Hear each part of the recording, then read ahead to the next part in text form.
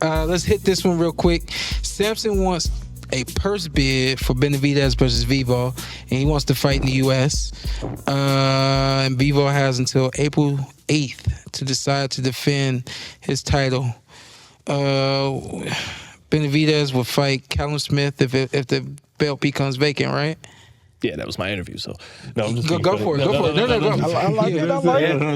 Where you find the interview at? No, that wasn't just me. Boxing Scene, I think, got it the day before, and then I got similar quotes. But we go to Sean Zittel channel for all our interviews. Right. Shout out to Boxing Scene too. Shout out to Sean Zittel. Right. Thank you. No problem. No, but no. What do you guys think first? I blabbed for like 5 minutes about. Yeah, you did. No, you good. Blabber. I'm sorry. It was good though. I'm worried that the business is gonna get in front of it, and he might give up the title, and Benavidez might be the full champion, which I think is gonna happen. Yeah. And I just we got options now in boxing, man, and then it's a good thing, it's a bad thing, but we have options now, and I think Benavidez will be the full champion. I'm good watching Benavidez, Callum Smith. Does he have to fight for it, or does he automatically get it? It's if it's vacant, then he will be fighting Callum Smith. Somewhere the winner just takes be that. elevated. Yeah, I heard. And then the first title defense. Wait, was that on your channel? No, Okay. it wasn't. No. Okay, well, it was That's on your, actual hard hitting news. No, it was I on didn't your get channel. that. It was on your channel. I like that fight. I think that now or at least for me, I'm starting to see ways that Benavidez can still become that superstar in the sport that a lot of us feel he should already be. I've always felt that it took Canelo, him taking that fight against Canelo and really performing, all eyes in front of him for him to really be realized as the kind of fighter that he truly is. Callum Smith, I think, is a fight that obviously we already know brings international presence with the UK and things of that nature. I think that's another way that he can make his way. Callum Smith looked really good in his last fight. I was rooting for the kid. I really like him as a fighter. I like the whole family, everything about him.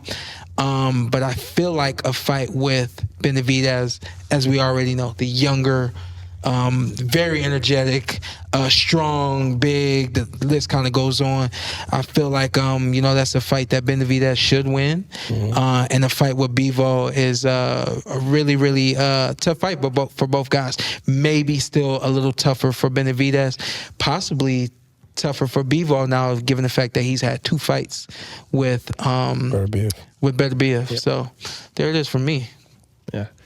What you think, Chris? Yeah, no, I mean, I think it's well said. I think a lot of boxing, the hardcore boxing fan base wants to see Benavidez kind of get launched into that next level where more eyeballs can get on him. I think the Callum Smith fight's a great way to do it. So I think you guys nailed it. Yeah, I think it's the typical boxing politics, kind of everybody involved being a little, not the fighters, but the power brokers. You got Turki Al-Sheikh shooting the fight down before it ever really comes across the table in real negotiations. And then you got Sampson Lukowicz. I talked to him about it, and he's demanding the fight be in the United States. And, my bias loves that. Of course, I'd love to cover the fight in the States. I don't want the fight in Saudi. I think the fight sells better in the States and all that. But Bivol is the champion, and he calls the shots here. And if he's aligned with Turki Al-Sheikh, and like Ric Flair said, to be the man, you got to beat the man. And so, if you want to be the man, Benavidez and Sampson, respectfully, and I'm with you. I'd love the fight to be in the United States. I think the fight sells better in the United States, but he's the champion. Him and his promoter call the shots in this particular matchup. And it's disappointing that Turki shot it down right away, and then it's disappointing that Sampson is shooting down any chance of the fight happening overseas. Yeah, which is what I said to somebody earlier. That's how somebody was asking me. I want to rephrase this so that I don't really present it the way, I'm known for fighting everybody. I'm known for, going to war with everybody, and the guy that didn't duck anybody. I fought everybody in their prime, blah, blah, blah, blah, blah. And the question is, who out there is willing to do it? And I said, it's always one or two things. Either there's the fighter that isn't necessarily afraid of doing that, but just understands risk to reward and is always looking for the biggest reward, or the other side of that is the promoter or the manager gets in the way of what could possibly be. And I said, I got a feeling with Bivol and Benavidez, it's going to be the business getting in the way of the fight. And that's another way that you don't get what you saw coming from me. And it was a blessing that everybody was on my side of the yard, of the fence, defense, and it was perfect timing for me to still be healthy when other guys weren't, and kind of the list goes on.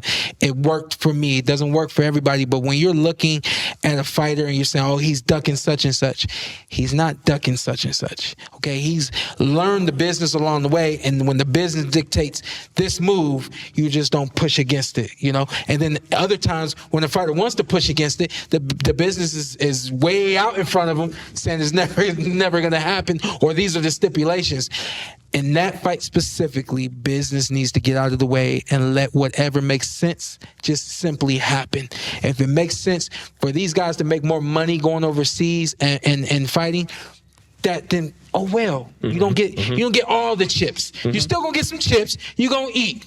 Okay, you're just not gonna get as much food as you want it, as you want it, But the business is always usually getting in the way and dictating things, and I truly do got a feeling, as you just said, that's gonna be the case with Benavidez and Bivol. Yeah, because narratives got built immediately around that fight.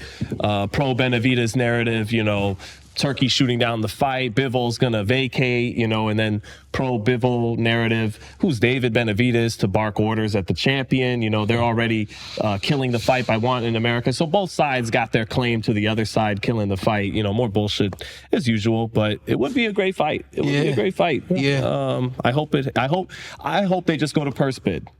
Let it go to purse bid. I think April 8th, they said, let it go to purse bid, and whoever bids the highest, no crying, put on the fight. Yep.